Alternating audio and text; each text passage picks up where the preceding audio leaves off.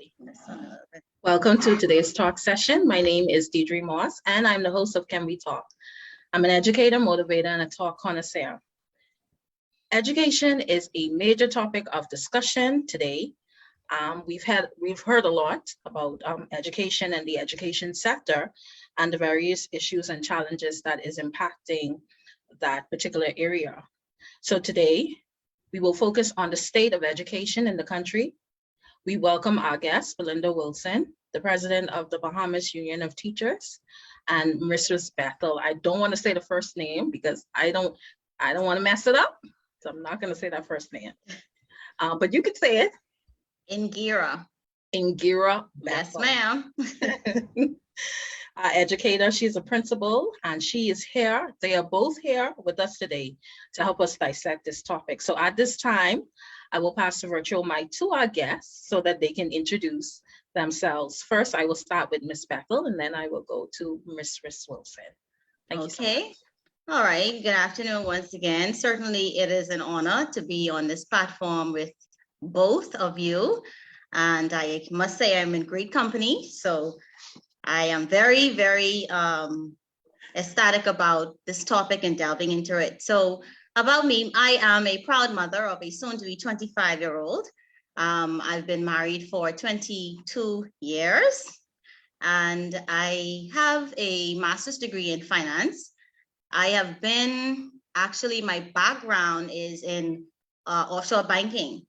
And so I transitioned to education in such a weird way, but I guess it's what God had in store for me. And so in doing that, I've always seen myself in a sort of teaching position, where I've worked in previous times, and it just came naturally. And so various certifications, training with regards to banking and education. And so therefore, I have a passion for education, teaching, learning. And, you know, as the Bible says, that your gift will make room for you. And I just enjoy the fact when children learn, if it's only incrementally or, you know, one or two things, you know, learning is a must. It's a must in my opinion. I am the principal and teacher here at Scholars Preparatory School, and we are proud of our students, and we are ever changing. We think of innovative ways to disseminate information, and we look forward to continuing with the process of our kids maximizing their potential. So that's, I'm a pretty boring person, trust me. I like to watch Netflix, I like to watch horror movies, you know, and that's about it. And that's it. Thank you so much. So we'll jump to Ms. Wilson. Thank you so much. Yeah, good afternoon. Belinda Wilson, wife, mother, teacher, trade unionist, president of the Bahamas Union of Teachers, and I'm ready to rock and roll. Yes. Awesome. Oh my goodness. One thing about Ms. Wilson, she always ready to go. Yes, ma'am. Ms. Bethel, like, I'm not going to sleep on you too. I'm not going to sleep on you, Ms. Bethel, but Ms. Wilson always ready to go. Mrs. Wilson is an expert in this area, of course. So yes, definitely. She's ready to go. So I want to ask you about your background. I'm going to start with you, Ms. Bethel, again.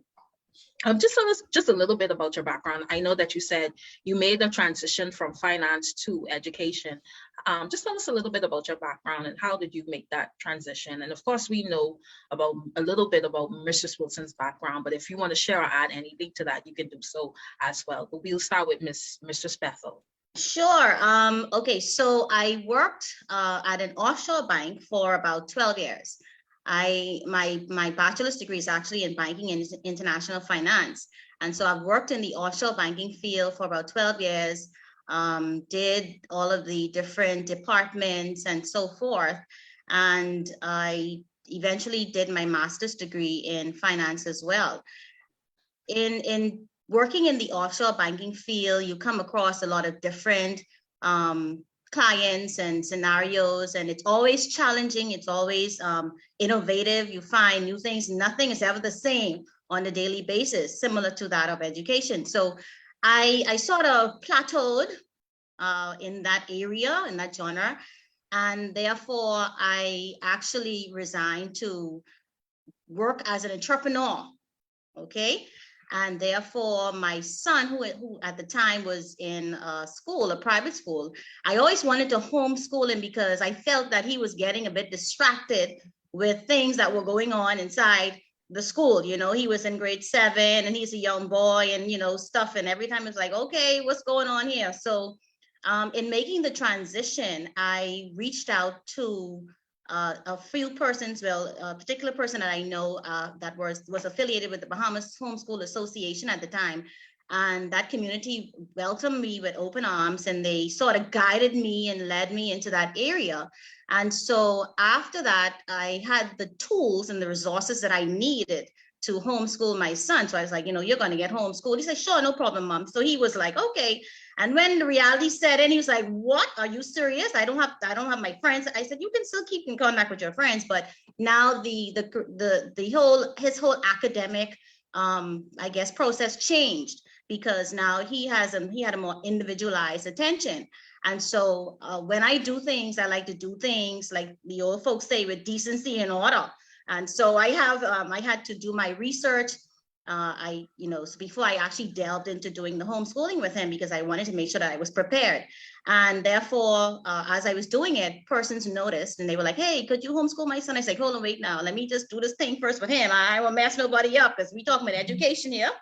And then it so happened that, you know, as time went on, I started to take on students as a homeschool, because they outsourced that service to us. And of course, as time went on, the students kept coming because they liked the individualized attention.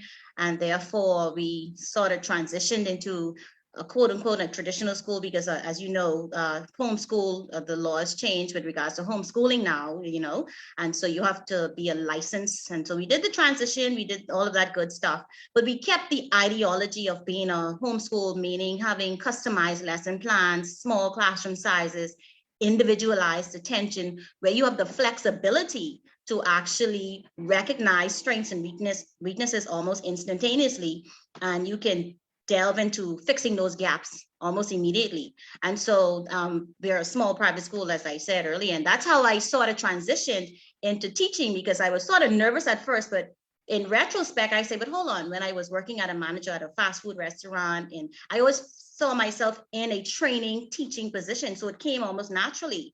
And the good thing about that is, Miss Moss, is that the experience that I garnered throughout my years of working, I bring that into the classroom when I teach. And so now you not only have, you know, where you just talking from the book, you have experiences and practical examples that you can share with your students, who can sort of vicariously enjoy the lesson and say, okay, all right, okay. And they can put real life examples to what you're bringing into the classroom. Okay, and that's how that came about. And that's been from 2012, and we haven't looked back since. And, you know, I just thank God for the opportunity to have to mentor and to teach children, because we don't take that lightly here. You know, we take it seriously, and we are honored when parents are interested in teaching and bringing their kids to our school, because they want to ensure that their children maximize their potential. You know, a lot of times kids are in a certain environment, they feel that they can't learn. Everyone can learn. We just learn at different paces and different types of learners. So that's how I transition into that area. Thank you so much. And we'll jump to Ms. Wilson and Yes, her ma'am. background. Thank you. Well, I was not always an educator. I actually started off working at the Island Shop. I worked at the hotel. I worked in Inagua for Modern Salt Company. And then I got an opportunity to teach. My first teaching was in 1990 at the Bahamas Baptist College, which is now known as C.W. Saunders High School. So that was my first teaching. And then Cynthia Mother Pratt, who knew me from a little girl. I was a sports person from school, and the St. Augustine's College, Raleigh, North Carolina, their Falcons team was looking for some outfielders. Some other brat said, you want to go to college? I said, child, not me. I done working and making a couple dollars and whatever. And so she convinced me to go to college. I returned in 94, and the rest is history. I've been in the public service teaching. I have a master's degree in curriculum and instruction from the University of St. Thomas. I have a bachelor's degree in English literature and language from the University of St. Augustine's, now University in Raleigh, North Carolina. And I have a teaching certificate with honors from now the University of the Bahamas, which was the College of the Bahamas. And all of my training, my first degree and my certification is in English, literature, and language, but I taught physical education. Wow. For 20 plus years. So I was always an athlete and a coach. So, and I could tell I went into the classroom for about 3 months to teach English. So I went up to the Ministry of Education. I said to the director at the time, she was Mrs. Harrison, I said, listen, if you don't get me out of this classroom and get me into physical education, I'm letting you know now, I gotta leave because I can't make it in the 4 walls. Because while I'm teaching, I leave the board and I'm like standing at the door, I'm looking outside. I say, hold on, these 4 walls can't hold me. I need to get outside where I could just spread my wings, yes. And then I ended up being in the union as an assistant shop steward, trustee, secretary general, and now president. All right, excellent. Awesome stuff, man. Listen, I'm learning some new things. And one thing I do recognize is that you are some very qualified ladies. I'm sitting among some qualified ladies. So thank you, ladies, for going out there and excelling. Thank you so much. Definitely humbled. Yes. And so as we look at the state of education, we see the challenge that we're going through right now and the impact of COVID-19 and everything that's going on in our country. As we survey the current environment, what is your view of the state of education? This time I'll jump to Mrs. Wilson and then I'll come back to you, Ms. Bethel. But what can we say about the educational environment right now? You want to give me the hot button topic first. Okay. In one word, I'll say that we're in a crisis. And we were in a crisis prior to the pandemic, but the COVID-19 pandemic, and then let's also throw in Hurricane Dorian.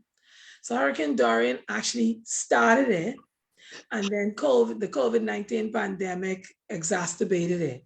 So we're definitely in a crisis, and we have to, it's no ifs, ands, and buts about it.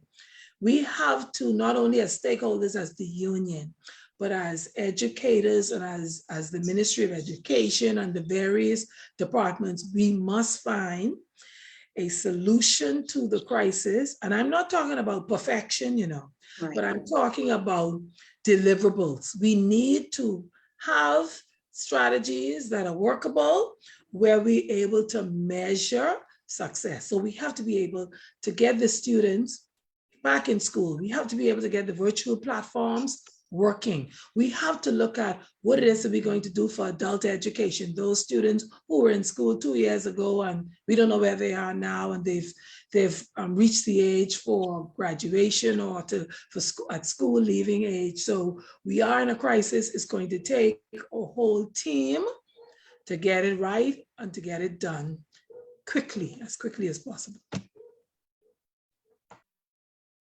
Thank you. I just want to ask you a question before Mrs. Bethel jump in. When you say education crisis, what are you referring to exactly? Well, I'm referring to when you have 14,400 students who have not had 1 day of formal education in the last 20 to 21 months, that's a crisis. When you have 600 teachers who are unable to access a virtual platform for them to be able to teach students. We have a crisis when you have students who should be in school, who are parking in stores, who are out on the road walking, who are riding bicycles on the street, who are just sitting out under the tree, relaxing, who can find the time to watch television, but they can't find the time to call their teacher and say, hey, I don't have my work, or I don't have a tablet, or I don't have internet. And so the crisis that I speak about is not only present, we will feel the negative impact of the education gap and the fallout for years to come. So we are in a crisis, and there's a need for crisis management right away. Thank you for mentioning that. I'm going to come to you. I'm going to jump to you, Ms. Bethel. And I just want to say, please forgive me if you see my head down just a little bit. I go through the comments. I just want to thank Miss Katie Minnis for listening in. She said that you guys are two excellent educators. Miss Smith said good afternoon. Thank you for listening in, Miss Smith. Good afternoon. Good afternoon. Miss, I'm saddened as an educator. I'm saddened, Miss Wilson, that you mentioned that we will see the effects of this later down, and it scares me in that the formative years. And when kids, they need not only learning inside the classroom, but also learning outside of the classroom as well. And they've missed this learning experience. And so how are they going to be impacted in the future? This is scary. And anyway, I'm going to jump to Ms. Bethel before I. You know, first of all, I want to know if Mrs. Wilson snuck into my head and stole my notes, my points. You know, great minds definitely think alike, because I don't want to sound like I'm beating a dead horse, but it has to be reiterated what Mrs. Wilson said. Now, there were problems prior to COVID in the educational system.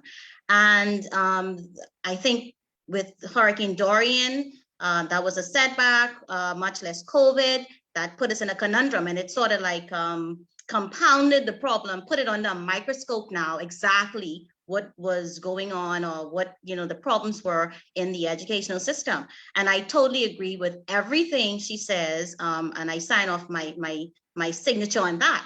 Now, I thought about it as well, as far as the state of education in this country, because remember now, we are talking about coming from a public education standpoint.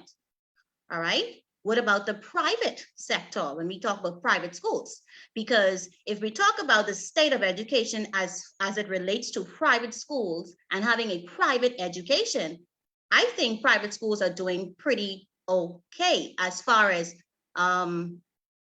what should I say, as far as their students not missing per se. Now, I'm not saying that they're absolutely perfect, because wherever you go, whatever environment you're in, if you're not interested in learning, you won't learn. If you don't have a support system, you won't progress. But as far as those persons who are fortunate enough to still be able to afford a private education, whereas they haven't really missed anything, okay, that state of education is still, I guess, normalized. It's still normal. I don't think it's been drastically affected as much as public school education. And of course, we have more children in public schools than we probably do in private schools. And so when we talk about that state, I think we should sort of like differentiate private education from public education. And I think that's important to know, that not to say that we're trying to segregate anything here, and you know, I want to be politically correct, but we still have to bring this topic up to the forefront. And so definitely I agree about the fallout and the impact years to come from the COVID-19 pandemic with you know, public school students. And it saddens my heart too, because you know, when we start school at 7:45 a.m. You know, kids are on the streets, just riding bicycles willy-nilly. You know, there are very few persons who are actually logging on to the management system. And of course, that could be due to different variabilities. That could be due to a lot of different issues, which is another area that, we need to address as well. And so, but as far as the state in overall, I think that depends on which sector of our country is receiving the education. Okay, now I stand to be corrected, but I think it's pretty safe to say that those persons who are receiving private education, I don't think they've been affected as much as those who are receiving public education. And therefore, we need to address those matters as far as progress is concerned.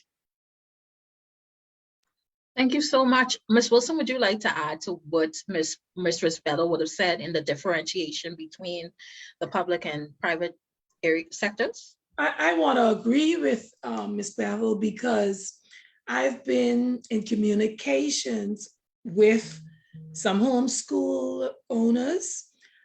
I've been in communication with the Anglican director and the director for the Catholic schools, and the negative impact to me seems to be diminished. They had challenges, but they were able to quickly adjust. Yes. And one thing I could say that they had too is they had parental support and backing. That seemed to have been the key for them. But what I also know, though, even from some of the parents of students who are in the private schools, those parents were able to say that the communication, the instructions, the information coming from the leaders, the principals, the diocesan, those groups, the information was clear. So unlike for us in the public school, we had a lot of challenges as to, okay, we are in the pandemic, the schools are closed, now what? But from parents that I spoke to with students in the private sector, they said they had like their calendar. They had their instructions. They knew what the safety protocols were.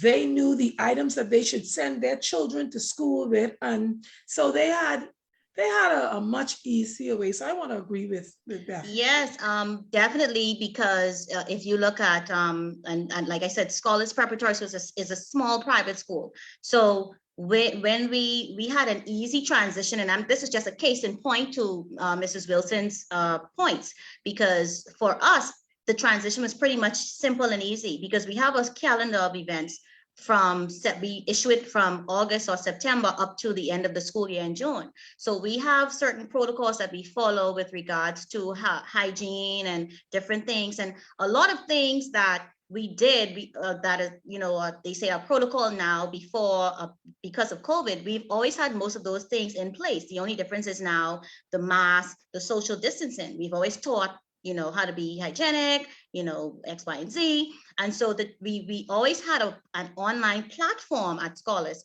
whereas we used the various platforms to augment to face-to-face lesson plans. Let's say, for example, if a child might have been ill or had a cold, you can log on from home online. This is before COVID. So the transition was pretty much easy. And like Mrs. Wilson said, we had those things in place. Communication was always direct. We don't have to go through 3 million people to get to a parent, or, we have direct contact and communication with our parents. And one thing we like to do is have that communication, because what we like to call it here is a triage relationship, meaning that there are 3 points and 3 sets of people involved in this education process. A child will not succeed if first of all, you have parents and guardians, you have your student, and you have the teachers. We are on the same team. We are working together to help the student maximize potential. And if one of us are failing, or one of us is failing, then that child is not going to maximize their potential. Parents have to be involved. And that is a must, because education is an investment. whether it's private or public. Okay, we invest in homes, we invest in cars. Some of us invest in clothing, okay, name brand. So some of us rather spend these monies on buying these materialistic things and investing in, let's say, a laptop. Let's say putting a certain thing on your laptop, or investing in the education. Okay, my child needs the extra help. Somebody's charging me $5 an hour for the tutoring service. So let me pay for that instead of buying this whatever, you see. So we have to work together as a team. We have to communicate as a team. Nothing is going to be perfect. That's just crazy, nothing is going to be perfect. But the point is, we're all moving together in the same direction. When we come across a bump in the road, whereas we will always come across a bump in the road, we work it out, sort it out, move over the bump, and move on together. Okay, so everyone has to be involved. Everyone has to be involved, and everyone has to have a direct interest in this child's progress. Thank you. Thank you so much. And James is saying, he absolutely agrees with you, Ms. Bethel. Parents are saying, Patrice Curry says parents need to be held accountable. Good afternoon, Wendy. Thank you for listening. And Ms. Curry, I guess you can add to that comment when you say parents need to be held accountable. Ms. Bethel, James agree with you. He says that the public-private partnerships are needed. So I guess he can add to that as it pertains to what he's saying. Yeah, as far as parents being accountable, everyone has to be accountable. I don't know if you remember the old adage, African adage, it takes a village to raise a child. Mm-hmm. Back in my parents and their parents' days, you did something wrong in school. Before you got home, your mama and your papa and here, but dad, you could get 10 beaten on the way home. Before everybody was involved in the child's upbringing in the community. When you go to church, the pastor, I hear you did something wrong in the school the other day. Everyone was involved. And the thing is, parents back then had no objections to persons assisting or helping them raise their child or their children. And you're raising a good point, because now when you touch some of these children, who come in looking for you, right? So yeah, and that's the thing is they get the priorities mixed up. But everybody has to be accountable. Us as teachers, we tell our parents, hold our feet to the fire. We are telling you to make us accountable. So that means that we have no choice but to do our jobs, because at the end of the day, we are going to hold you accountable as a parent and you accountable as a child. So everyone has to be accountable.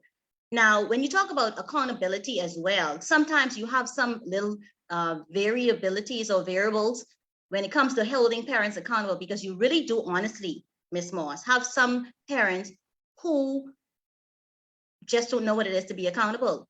Not because they don't want to be accountable. They don't have the tools necessary to be accountable. Yeah. And so that's why education is important, because a lot of times we're not only educating our students, we're educating some of our parents. Okay. And they're learning this thing together. Okay. So accountability could be a two-edged sword, because think of a parent who has to work, doing their best to help the children. Okay, no one to help as far as that's concerned, leaving the kids home, please log on, please do the work. Mm-hmm. And they're just trying to put bread on the table. They don't have, their mindset is like, hey, I don't have time to I just trying to feed my kids. What do you mean he didn't do his homework? Listen, I need to feed them. You understand? So that's another point that we're going to probably raise later. Absolutely, absolutely. Now I'm going to jump back to Mistress Wilson and ask her from her vantage point as an educational leader, as an educator. Are you satisfied with the state of education in the country? And then I'm going to jump back to you, Ms. Bethel. But Ms. Wilson, are you satisfied? Ms. Wilson, are you happy? I'm not satisfied with the state of education in the country. And I was just highlighting for someone earlier today that I wrote to the Minister of Education in 2012, the Minister of Education in 2017, the new minister now, when all of them came in. And I wrote, let's say, 6-8 pages highlighting various areas, the curriculum, communication, examinations, human resource matters for teachers, grievances, the list goes on. And what I was able to say to them was a transition of 3 ministers over a 10, 11, 12-year period, the problem still exists. So we've you know how long we've been talking about curriculum, the curriculum need to be revised. We've been saying that over and over and over. Teachers need to be more involved in the decision making. And I'm not only talking about the teachers union. I'm talking about teachers being a part of curriculum, the committees, and where their voices is heard and seen, exhibited in the protocols, the policies, the rules that education would set out to do.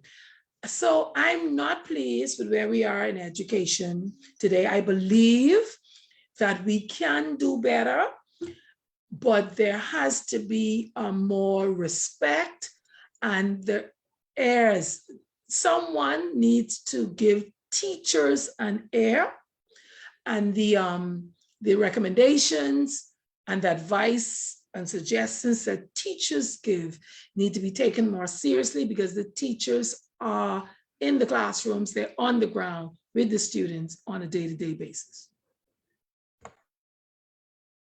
Thank you, Ms. Wilson. Teachers need to be given that platform. Thank you for sharing that. Just jumping back to the comments, Ms. Minnis, Katie Minnis says, I agree, both, I guess she's referring to the public and private sectors, have been impacted in different degrees. Yes. As it pertains to the education sector. She says private schools rebounded and adapted quickly. Ms. Duncombe is saying, Kathy Ann Duncombe is saying, the private schools communicated to their parents on a continual basis. Mm-hmm. They ensured that parents and children knew what to expect on a given day. Yes. Ms. Demetra Smith said parent involvement is key and parents must be held accountable. Wayne Thompson says points taken, dedicated teachers plus focused students plus involved parents equals Yes. success. So I want to thank you for sharing that. And again, we spoke about the satisfaction. I'm going to get to you, Ms. Bethel. No problem. Satisfaction as it pertains to the education sector in the country. And again, Ms. Bethel, you raised a point in talking about the kind of a little bit of difference between the public sector and the private sector. But as we see this time, there is more of a blanket approach in terms of, both the private and public sector now have to offer virtual learning. So there is now a blanket approach to how things are being approached to in the education sector. So as you look at the environment now, are you satisfied? Are you satisfied now? No, as far, the beginning and end of it all, no. Because first of all, I am a graduate of a public school, the Great C.I. Gibson Secondary School, graduating class of 1991. Hello, rattlers out there, The rattlers. Yes, ma'am. so I have connection with the public school system. It worked for us. I mean, well, we had to let it work for us. We didn't have much options back then. You either did the work or you didn't do the work or you repeat it. That's another thing, because I remember we couldn't move on unless we actually passed the grade. I remember going into 6th grade. My sister Vanessa, she was a year ahead of me. We went to Uriah McPhee Primary School. They met, she and Katie Minnis, they met a particular student in grade 6, left them there. We came up, met them there, left them there. So back in the day, you could not move on to the next level until you passed the course. And now today is totally different. Things have changed. But I am not satisfied as far as what I can see now, because I don't have all the intricacies, or I don't know all the intricacies of the workings of a public school system per se. I'm only on the outside looking in. And of course, I'm willing to learn, but I speak from the experience of my personal experience from going to a public school. And there were always little hiccups in the system. and we could tell when something wasn't working right with the teachers. I mean, sometimes it would show, and we had a lot of good teachers that would go out of their way to do and to make sure or to ensure that we had what we needed. Even though the private school system may have not been impacted as heavily as the public, but private schools still have their challenges as well. Okay.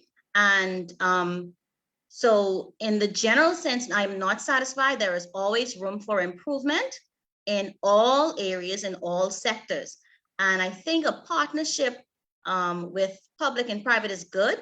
I do believe, however, that if you are on the ground, if you are working with these students, you have to have a say. You have to have a say into how you get this information across. What is the best approach? How does it work? Because what may work for school A may not work for school B, and vice versa.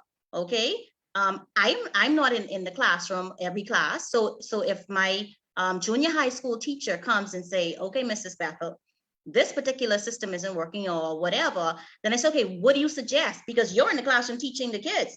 You have a classroom full of different learners. What do you suggest? So everything is a comprehensive decision. We come together collectively for the betterment of the children. So I would be, excuse me, a total idiot if I don't listen to my teachers when they bring suggestions and recommendations to the table on how we can improve what we're doing. Whenever there is an anomaly or there may be something that's not feasible, we come together in our teachers meeting every month and we say, okay, guess what?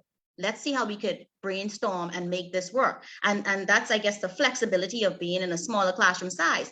But even on a greater scale, of course, it may be on a more grandiose level, whereas because you have so much bureaucracy, but at some point, for years now, we should be able to come together at some point to say, okay, what do you suggest? What do you recommend? I mean, it's not going to harm because at the end of the day, it's about our students. We don't want a nation full of, and I hate to use the word dumb, man. Oh God, let me use ignorant. We don't want a nation full of ignorant students or ignorant people, because these children are going to grow up to be adults, and these adults are going to be, we don't want a generation after generation of ignorant adults and children. We have to be able to participate in global activities. We have to be able to bring our brains to these forums, okay? And we don't want to say, okay, let's send so-and-so and so-and-so knows absolutely nothing. Okay, we want to be able to participate effectively in these global forums or even locally, okay? And so it has to be improved. And like I say, I have a connection with the public school because I went to a public school. So I just can't say, oh, whatever. No, because I know I've been through the system, okay? And I totally agree with the fact that you need to have recommendations and opinions from persons who are on the ground in the classroom working with these students. Thank you. I don't know if Ms. Wilson want to add to that, but both of you basically are kind of saying the same thing in terms of Ms. Wilson saying, listen, you need to have the AR or provide the platform for the teachers. And Mrs. Bethel, you're saying that these teachers are working on the ground. They're working with the students. So we need to hear from them as it pertains to what strategies we're going to use to approach the challenges that is impacting the education system. We need to hear from them because they're the ones who are on the ground. And again, just want to reiterate what you would have said, Mrs. Bethel. As we see these children eventually are going to grow up. They are our future, and we want an educated workforce. Exactly. And so therefore, the education system should be our major priority. So I want to thank you so much for sharing that. I don't know if you would like to add anything to that, Mrs. Wilson. She spoke well on our behalf. Ms. Wilson, now I know you are not one loss for words. I coming back. Never. I know you. I gotta come back to you on that. Now you can't do that. Just go into the comments. Patrice Curry is saying 10-year plan. I guess you could reiterate. I mean, further elaborate on that, Mrs. Curry, as you pertain to the 10-year plan.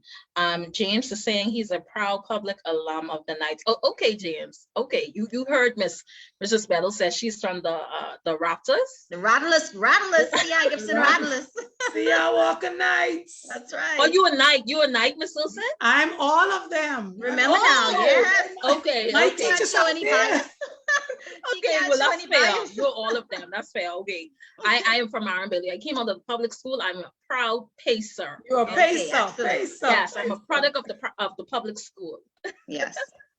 So I want to go back to another question. I want to ask you about major challenges in education and how can we address them? In your view, I'm going to jump to you first, Mrs. Wilson. In your view, what is one of the major challenges that is impacting education in our country, and what can we do to address it? Let's go back to what Patrice Curry said, and she's a teacher at LW Young Junior High. So she just talked about a plan. So anything that you're doing, you need a plan.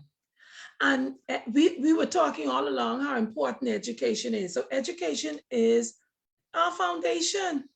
So if you're going to build a house, you don't build it from the roof first, you build it from the ground up. So first of all, she talked about a 10-year plan. She talked about a 10-year plan. So a 10-year plan is a start. So we need to have a short, medium, long-term education plan. We need leaders in education who are able not just to give rhetoric or talk, but to execute and implement plans, and also to be able to assess. And if it's not working, then say, you know what, this is not working. These are the strengths, these are the weaknesses. Let's look at what the opportunities are for us to make some changes. We need a vision for education that surpasses 5 years when this government come in and they say, okay, we want read. The other government come in and they say, no, we want write. The other government come in and say, we want computer. The next government come in and say, no, we going back to pen and pencil. So we need to know what is the national vision for education. And from that vision, you create, you draft your plan. And I must say, I could tell you from my experience over the years, there is a national plan for education, a 2030 plan. We have the national plan for the country, which has an educational component. We have the national, we had a National Commission on Education in 1994, where you had several persons like Vince Ferguson and Dr. Ingurea Bethel and a group of them.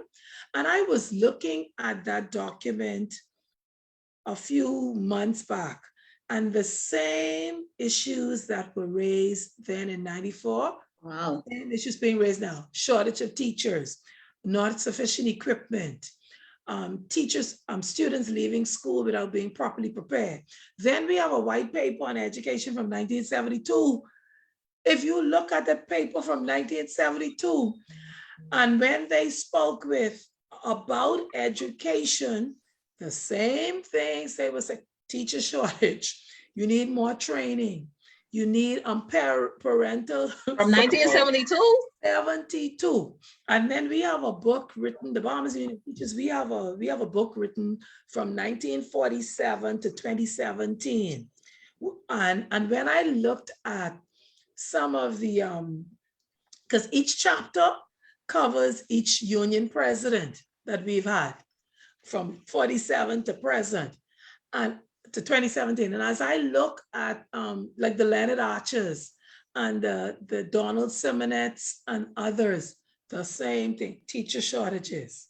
Communication is poor with the union and education. Teachers need to have a voice. Teachers feel as if they're voiceless. Teachers' salaries need to be increased. Smaller class sizes. The same thing we've been dealing with from 72, and I would think even earlier than that. They're the same problems that we face. So the major challenges are leadership, and we're talking about effective leadership. We need a clear plan for education that surpasses 5 years when a government come in and another one go out. We need a vision, and we need, whatever the vision is for education and the plan is, that needs to be communicated and articulated to not only the union, but to the teachers, to parents, to the students, to the stakeholders, the PDA, the school board. Everybody needs to be on the same page so we would know this is what's going to happen. This is the timeline that we want to get this done. And these are the individuals who has the remit, who's supposed to be carrying out this function. And we cannot be afraid to make changes when changes are needed. Yeah. Wow, from 1972. That's good. Anyway, Mrs. Bethel, when you look at the education system sector, can you think of maybe one major challenge that you see, that you've observed, and how can we address it? I think this applies to both public and private schools in some instances. I think one of the major challenges when it comes to education is the mindset of a lot of people, the mindset, because everything starts in the mind, okay? And if you make up in your mind per se that, hey, listen, I'm going to get this job done no matter what, the job is going to get done. So I think we need to begin to address the mindset of persons or partners in this process of education, and get them or get us to think on a different level per se, because that's why it's important. The Bible says bend the tree while it's young. It's a reason why. Okay, because as the older you get, you sort of like get set in your ways, and you don't want to do certain things. But the challenge is getting the mindset of individuals to see the benefit of having an educated population or workforce, whatever. You have to get everyone on the same page with the same mindset. Okay, and that's what the challenge is, because once you address that at least starts to break into how we can now go to step 2. Because once your mind is recalibrated, or you press a reset button and say, okay, let me just start from scratch. What is going on? Then you are open to suggestions and recommendations, and you're open to change. And it's how Mrs. Wilson mentioned change. We have to be ready for change and do it. It's true. And I'll never forget the book, Who Moved My Cheese? Okay, I don't know if you're familiar with that. And it talks about change, because sometimes we're so set in our ways. Change is like a bad thing to a lot of people, but change is actually an opportunity. It's a benefit. And we always have to have our running shoes across our shoulder, metaphorically speaking, because you don't know when you look at COVID. Who thought in 2019, when we was all about celebrating Christmas and doing all kinds of things, that 2020 was going to be the start of an indefinite pandemic? Things change almost overnight. Lockdown. Thank God the air was able to breathe. But to say the air was able to breathe, okay? The fish was able to swim properly. The ozone layer took a break. It was, so we had a lockdown. So we had to learn how to now adjust to that change forcibly, okay? But had we been prepared for change and open to change previously, the transition would have not been so hard. But then the point of the matter is, we have to ensure that the mindset is right. Once the mindset is right, then everything else to me falls into place, whether it's in a public school or a private school, because private schools have their issues as well now. Don't sleep on that. But the thing is, it's even better if we are working together with the same common goal. Thank you so much. You talk about the mindset. Mrs. Bethel. You talk about the mindset. Ms. Wilson, you talk about leadership and providing a clear plan that is communicated and articulated to the various stakeholders. So I want to thank you for sharing that. I want to mention those in the comments. Ms. Smith says the Ministry of Education must listen to the teachers. She said she's a rattler. Welcome, welcome, Hey, girl. Miss Anisha Gibson is a golden eagle. Golden eagle, sorry. Happiness, pace of power. Hi, yes, pace of power, yes. And Indira Burrows role, golden eagles to the world. I don't know, what school is that? I think that's LW Young, eh? Yeah, LW Young is the Eagles. Yeah. Okay. Yeah. Okay, so let's jump back into questions. Importance of addressing the issues impacting education. And we talked a little bit about it, especially as it pertains to, having an educated workforce. But why is it so important to address the issues that are impacting the education sector in the country? I'll go to you first, Mrs. Bethel. Well, it's important because a country cannot function without education. Okay, it's important to address the problems because you want to minimize the risk of your country becoming a non-existent. And I mean, that may seem a bit extreme, but education is key. It matters not if you want to go off to school or you just want to work. You need a certain level of education to survive, whether you call it street smart or book smart or a combination of both. You have to address it because you do not want, whereas you are stuck and you're unable to move forward. And people look at you like, well, that's a bunch of dumb people in our nation. They don't have no common sense. They have no logic reasoning, I mean, it has to be dealt with immediately because what are we preparing and leaving our legacy for our kids? And what are they going to leave for their children and so forth? Okay, so we have to address it because we have to be an educated nation. We want to make sure that we are able to participate in the decision making locally and globally. Okay, we want to be respected. Okay, and nobody wants to sit down in a room and have an intellectual conversation with somebody who's not on that level, who has no cognitive skills, no comprehension skills, no reasoning, no logic. So you have to be educated in order to be able to participate, in order to be able to grow. Okay, in order to be able to pass on what you would have learned. Okay, and those are the main reasons why it's important to address these issues. Thank you, Mrs. Bethel. Mrs. Wilson. Well, remember we talked earlier about education. It's the foundation, and for your country to be developed, then you must have formal education, whether it be in the academic sphere or the technical and vocational. Because remember now, if you're building a nation, then you need your blue collar, your white collar. Exactly. You need the orange economy and the exactly. blue economy, and you need everyone. So education, in my mind, should be not just say we have the highest funding in the budget, but the training, equipment, professional development.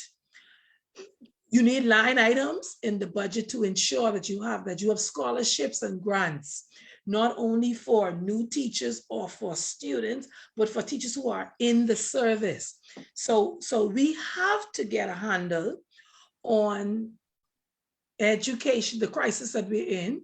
We have to know that education is important, and the impact of these issues on the educational sector is important, because remember again now, those children, preschool, primary school, junior high to senior high, they are the future of our country. Yes, ma'am. So we have to build the future, and education, like Bethel said, that's the key.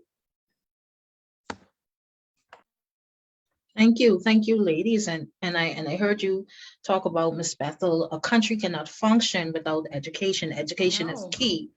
And Mrs. Wilson, you said that Education is for the development of the country. It's the foundation. It establishes our various communities of not just blue collar, our white collar, our orange economy. It encompasses all of these things. And that brings us back to the development of our human capital. And that is the fundamental part of our society. That is how our society is going to grow, advance, and develop.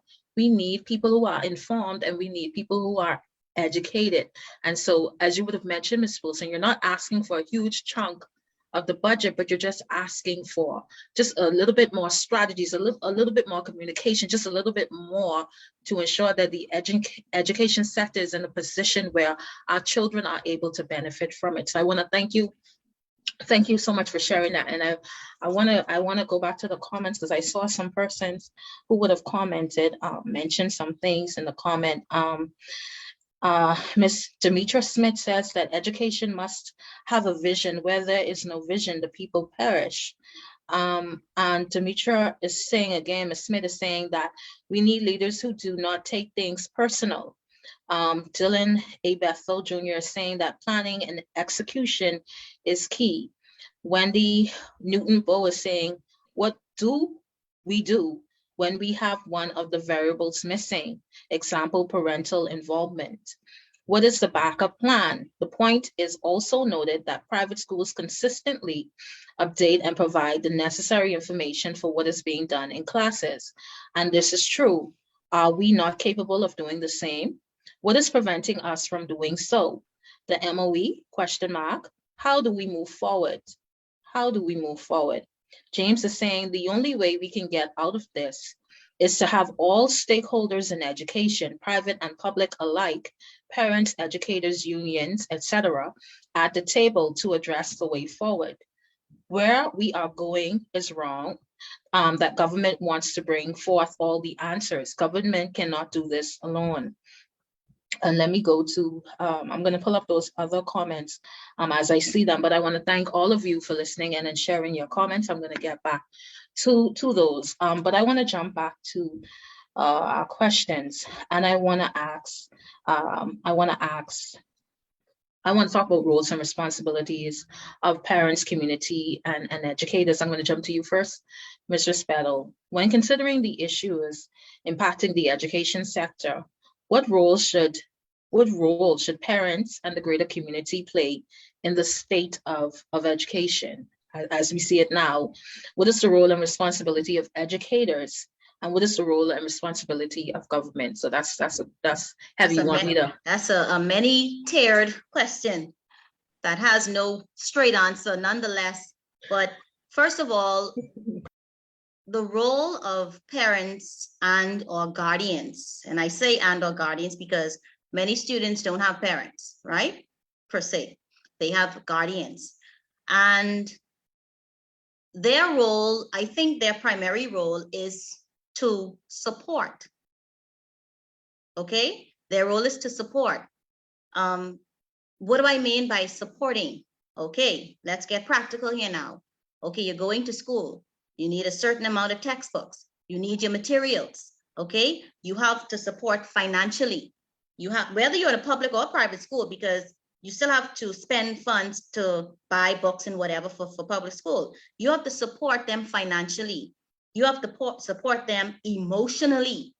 Okay, we have kids coming to school, public or private, that have the weight of the world on their shoulders. And if they are not focused, if they're worrying about what's going on at home or what's going on in the community or who could rob me today for my lunch money or whatever, they're not going to be focused in class. Okay, so parents have to be supportive in an emotional way with their children, okay, or whomever they are responsible for, mentally, physically, spiritually. Supporting our students is one of the greatest responsibility or roles I feel like parents and guardians need to do. You need to make sure that, hey, Grammy, I have to stay for after school classes because I need to get this done. All right, well, when you got to stay, what time you want me to pick you up? What you can be X, Y, and Z. Okay, Grammy, don't be like, stay where, you better try come home, child, because you know this yard need to clean and this dishes need to wash and whatever. You know, you have to support the students. That's your first primary role, is to support them, that they know. And when kids see, let me tell you something, when kids realize that they have a good, strong support system, you will be baffled to see, and they will be baffled to see what they can accomplish when they know, when they go to school, they have a support system. When they go home, they have a support system. When they go to church, they know they have a support system.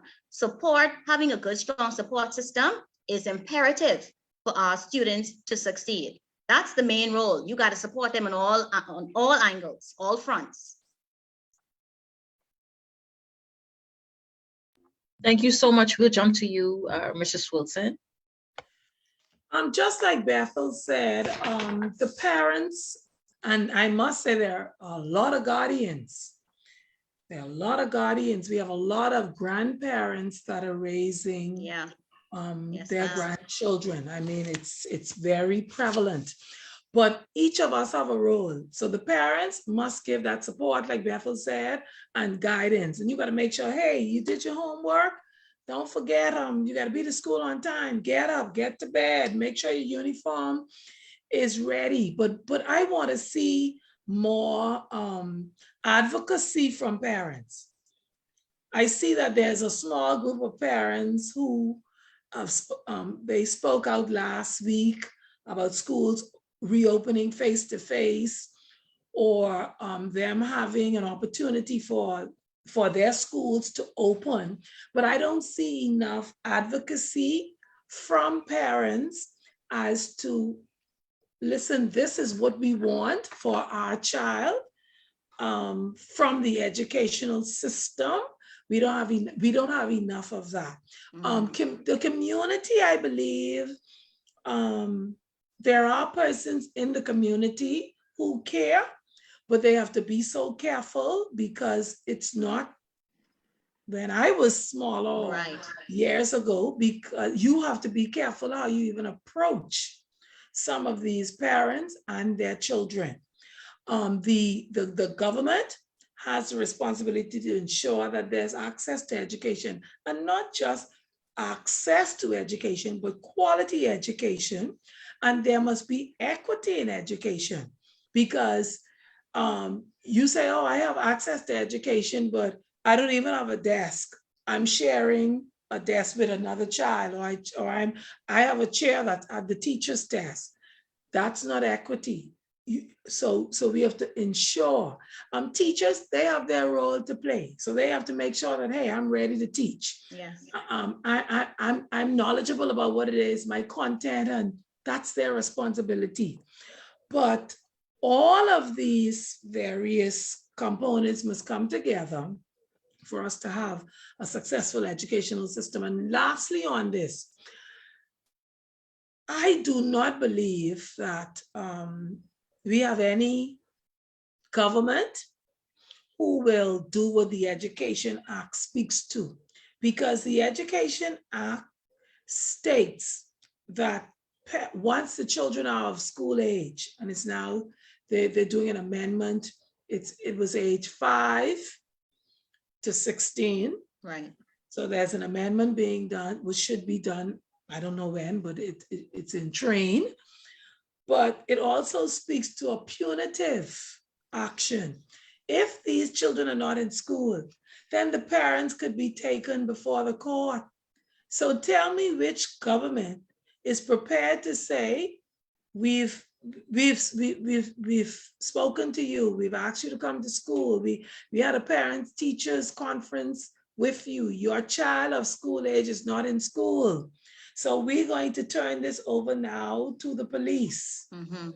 Which government is going to do that when the same people whose children are not going to school, they're the people whose doors that you just knocked on to get votes? That's interesting, but it's an issue, yes. But I think too, as far as what Ms. Wilson said, coming from a public standpoint, I know what our policy is here, and I'm not sure what it is for other private schools, is that when you come into our doors because you come here from a referral basis, okay? You are referred to our school. You go through an interview process. We let you know exactly what we're about, what it is, and is this the environment for you? Is this the environment for your child to learn in? Because we hold you accountable, and we have had a few times had to ask persons to withdraw their children because they were not involved. But after we go through the process, we have our parent teachers conferences, our PTA meetings, we communicate with you throughout the semester. And if you're not involved on the level that you say you promise to be involved, we say, okay, well, we think that this is not the environment for you. We suggest you find another feasible environment. See, it may seem cruel, but education is serious business. And the last thing you want is somebody to say, oh, I spend all my money at that private school and my child ain't learned nothing. But they ain't gonna tell you the fact that they were never involved. You see? So we keep good record. All right. We want to make sure that, hey, you are involved. We're going to force you to be. And if we have to keep forcing you to be involved, then this is not the place for you. All right. So you can kindly pack your bags and leave. Okay. But and like Ms. Wilson said, I know the government isn't going to do that as far as putting parents before the courts, because that's going to be almost like I don't know, kicking yourself in the foot per se, but nonetheless, the responsibility of educators, I feel too, is to not only operate within the parameters that you're given. I feel you have to always go beyond the call of duty, because you can never only operate in your parameters. You always have to go beyond the call of duty. I know when I was in high school, man, we had teachers who did classes after school. We had, and I'm sure we still have teachers here today, because my nieces and my nephew go to a public school, and most of their teachers created their own WhatsApp group, created their own this and that, because when they realized that the system was failing, they say, hold on now, my kids, let me do this. Let me think of this contingency plan where my kids don't miss out. Some persons do that, but it can be very arduous. It can be very taxing without the proper support from the proper partners. Okay, the community as a whole has a role to play. We can talk all day what they have to play, but we aren't doing it. We're living in a different time. But like Ms. Wilson said, you got to be careful who you're dealing with these children, because if you try to approach some people, they get offended. They don't understand what is what. And the reason why some people get offended when you're talking about education their children, because they're ignorant, because they lack education. They lack basic knowledge and cognitive skills. Here and now, back to square one, why education is important. Because if I'm coming to you as a teacher or as an educator, and I say, listen, I need you to be involved, because this child, and especially the child has a learning, we haven't even touched the learning disabilities or the challenges, the academic challenges for certain students, okay? And your child will be, like we like to say colloquialism, you get left like Jeff in the system if you aren't up to par or a standard learner, okay? So the community has a role to play, but we have to be very, very careful, as Mrs. Wilson stated, as who we're going to approach, as far as what we want from the community, which includes the church, organized civic organizations, XYZ, and so it has to be here again, a change in mindset, okay? Because if something always happened one way and that isn't working, then hey, let's try another way. Maybe that may work, you see? Thank you. You raised a very important point, Mrs. Bethel. I'm going to jump to with what you said. Just want to recognize Miss Pitta from Jamaica. Miss Pitta, welcome. Thank you for joining us. Appreciate you, man. Yes, ma'am. I want to jump to what you would have said, Miss Bethel. You mentioned an important point. You talked about those students who have learning disabilities, and wondering, how are they being impacted in terms of the virtual platform when you need hands-on, one-on-one attention? How are they impacted by the virtual learning? It's very interesting. You raise a very important point, and you want to think about those ones who may like you said, get kind of left behind, given the situation, given the context.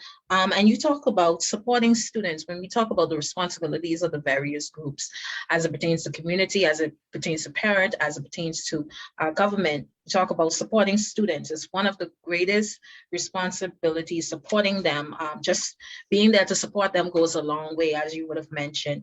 Ms. Wilson, you talked about each of us having a role to play.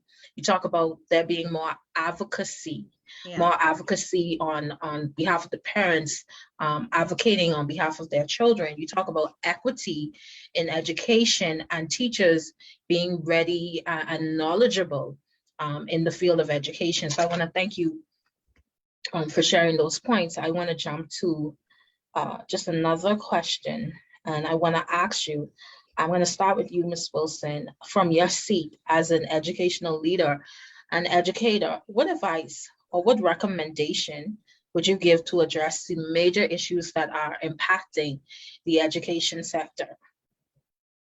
Just before I go to that, I really need to touch on special education. Yes, I was hoping you would do that, Mrs. Wilson. Thank you.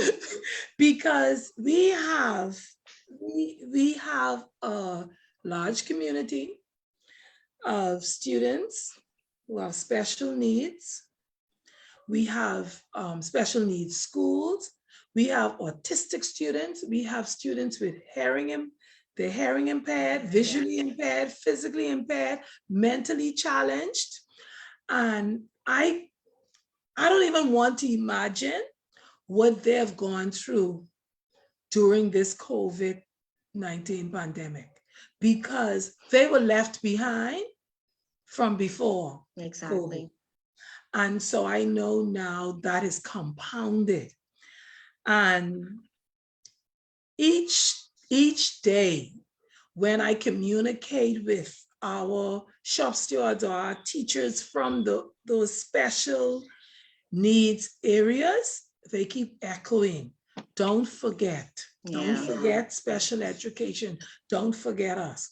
And that alone is a subject for a whole nother plan. Yes, ma'am. Another day. Yes, ma'am. I think we have to look at, let's look at a session where we deal Focus on that. Yes. Special education, because it's a whole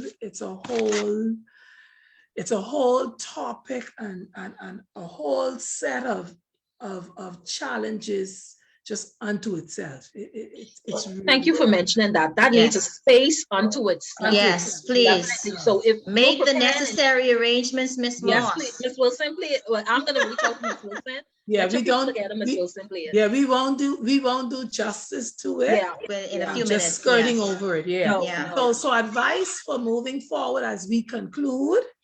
My advice to address the major issues in the educational system is I go back to a plan.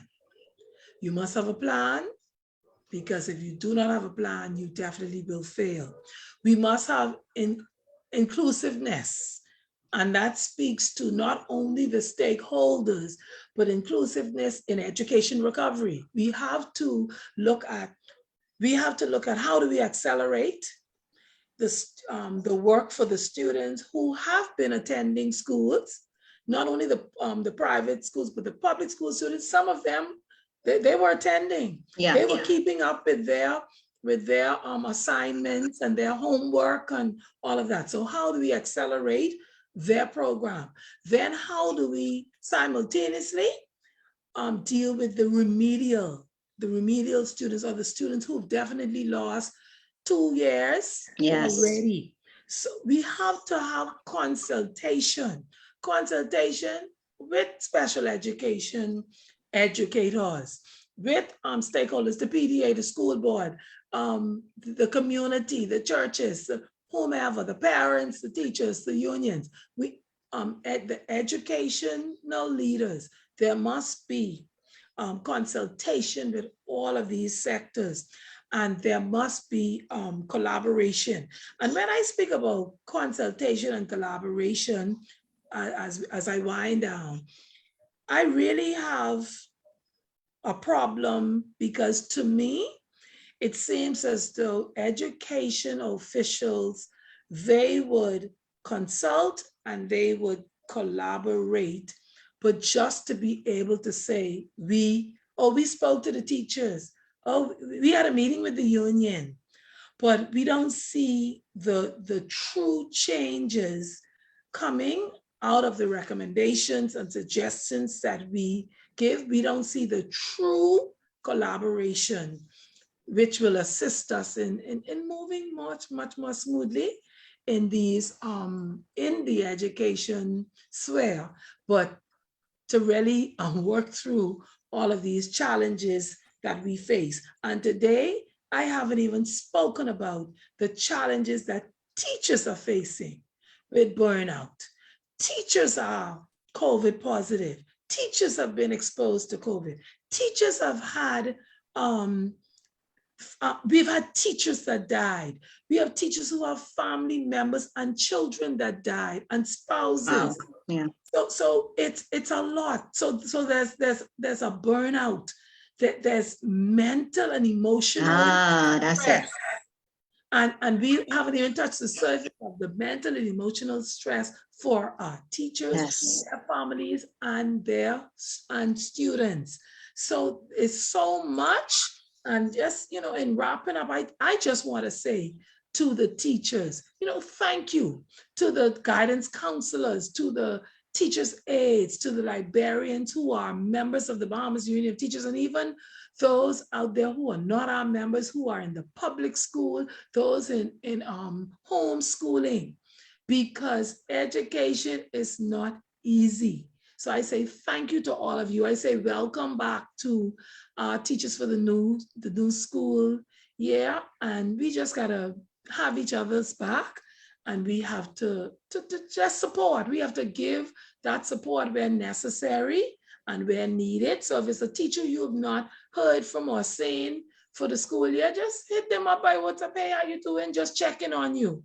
That's important. And I always like to say to my teachers, solidarity forever. Much love to you all. Much love. Thank you so much, Ms. Wilson. As we wrap up, I know you mentioned we're wrapping up. So as we wrap up, I just want to let Ms. Bethel jump in just briefly about, talking about, those recommendations. What would you recommend? Just briefly, but I just want to jump to the comment quickly. Want to mention Curly and Joseph from Hopetown, Abaco. Thank you so much for listening in, Ms. Joseph. I don't know if you're an educator, but I want to thank you for listening in. Carolyn Roll, listening in from Eleuthera. Thank you so much.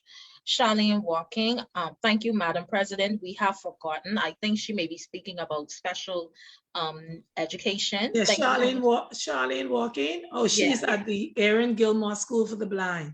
Okay. Yeah, so their challenges. Yes, their challenges too. Ms. Walking, I would like to invite you to when we have that session, please, you're welcome.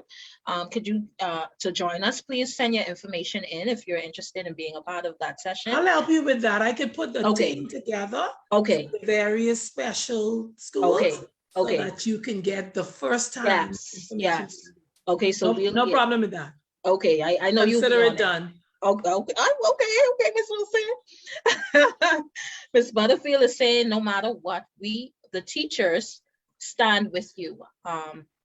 You were truthful. Kim Butterfield, CC Sweeting, Senior High School. Come on. You know your teachers. Yes, impressive. Very good. She said, we stand with you. You were truthful and spoke your truth. And there was no reason for the lady to take it as personal assault to her character. Facts are facts.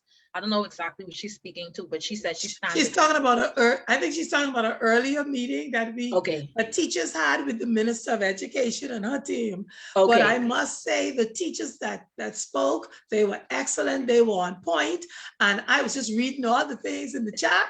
And let me tell you something, they were on point. And some of the members were messaging me and say, why aren't you saying anything? I didn't want to chime in because I get to speak with the minister, 3, 4, 5 times a day, and the permanent secretary, and I'm in meetings for hours and hours. So I saw it as an opportunity. Give them the opportunity for teachers to be heard. Absolutely. And they did an excellent job. I was so proud of them. Awesome, awesome, awesome. So we're going to jump in with you briefly, Miss Bethel, and just tell us, what recommendation, what would you make? What strategy would you recommend? Yes. I just want to say, Miss Wilson, you talk about plan, inclusiveness, consultation, and true collaboration, not just to say, oh, we had a meeting with them, but are you really listening to us? Are you really going to take the strategies that we recommend? So Miss Bethel, you can jump in. Well, it's going to be brief because Mrs. Wilson stole my first 2 points. Planning. You have to have a plan of action, and not only I like to talk about a comprehensive plan. I'm not just talking about something surfacey. You have to have a serious comprehensive plan and follow through. You have to have follow through abilities. And even with the plan, you have to have a contingency plan in the event that plan fails or has some hiccups or some drastic problems with it. You always have to have a contingency plan or a backup. Inclusiveness, you have to include those persons who or the stakeholders. You have to include no man is an island, no man stands alone, so we need each other, we need each other's support in order to get everybody on board, everybody on the same page as far as progression is concerned when it comes to education. All right, and that's Mrs. Wilson said it all, and that's as brief as I can get as far as that's concerned. But what I would like to also say is that every year what we do here, we have a parent guardian workshop. And with the workshop, it's mandatory, you must attend it, because what it lets you know from the beginning of the school year, it's like job training. You get hired for a job, but you don't know everything right away. You know some stuff, but the job training allows you to get familiarized with the duties, your goals, your objectives, and everything. So the workshop is similar to that. So it's mandatory that we have that, so parents are able to fully understand, get involved, be inclusive, be a part of the plan, okay, to get our kids to the next level. And so our theme for the last 2 years was our children, our greatest investment,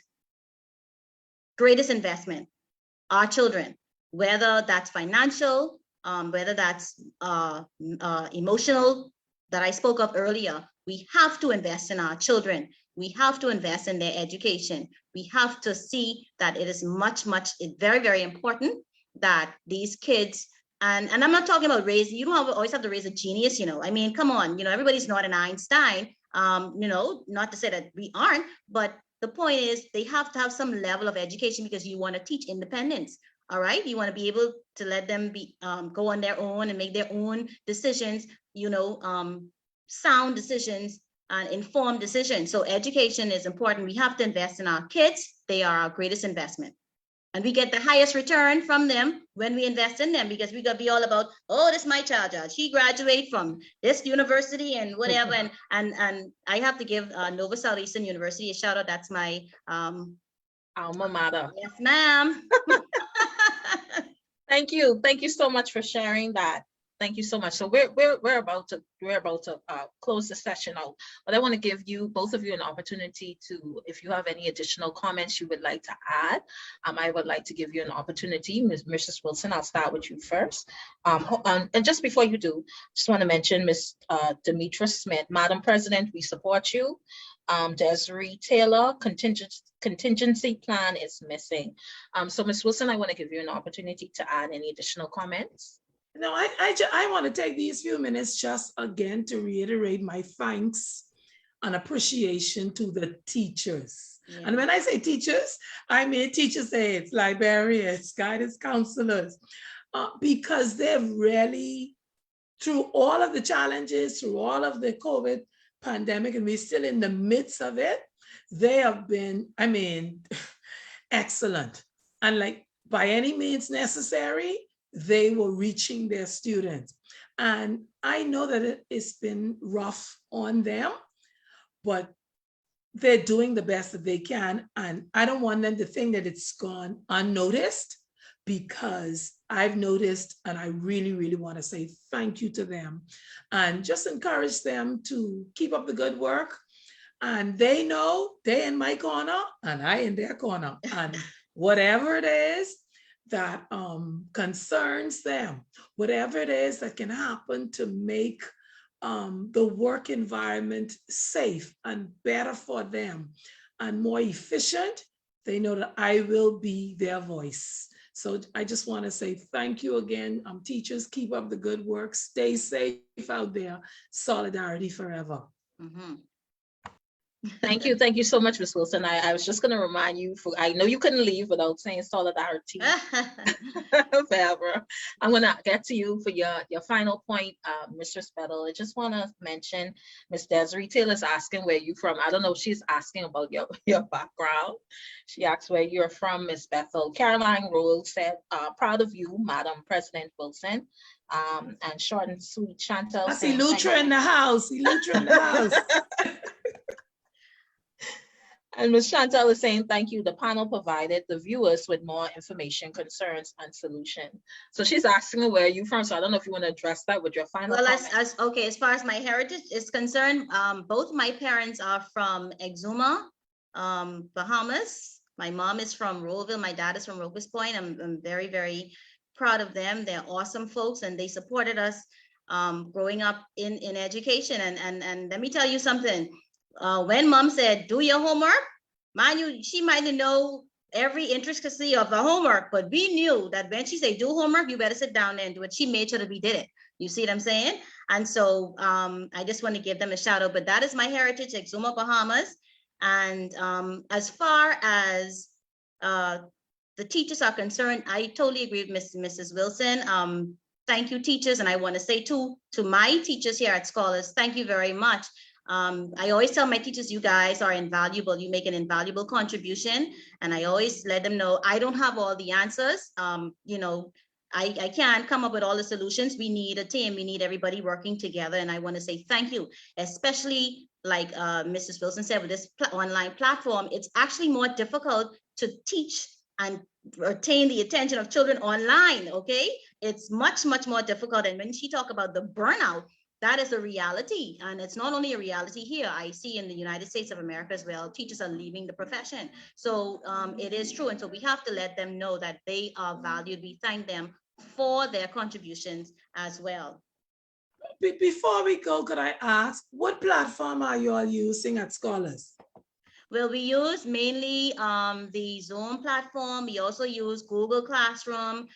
We use a plethora of things. Our teachers like to use quizzes. We like to use Khan Academy because it sort of, adds to what we have here to enhance, the learning process as well, okay? We started off using Skype. I don't even know if people use Skype anymore, but we Skype, Zoom, Google Classrooms, worksheets, all that stuff. You have to be able to come up with different innovative ways to teach, especially on an online platform, and having to retain the students' attention. You have to be innovative. Thank you. Thank you so much for sharing. And I know you ladies are busy. I want to thank you for your time today. Ms. Bethel, I want to thank you for your time today and sharing your information. Thank you so much. You are always welcome back. Thank you so much for sharing. Yes, ma'am.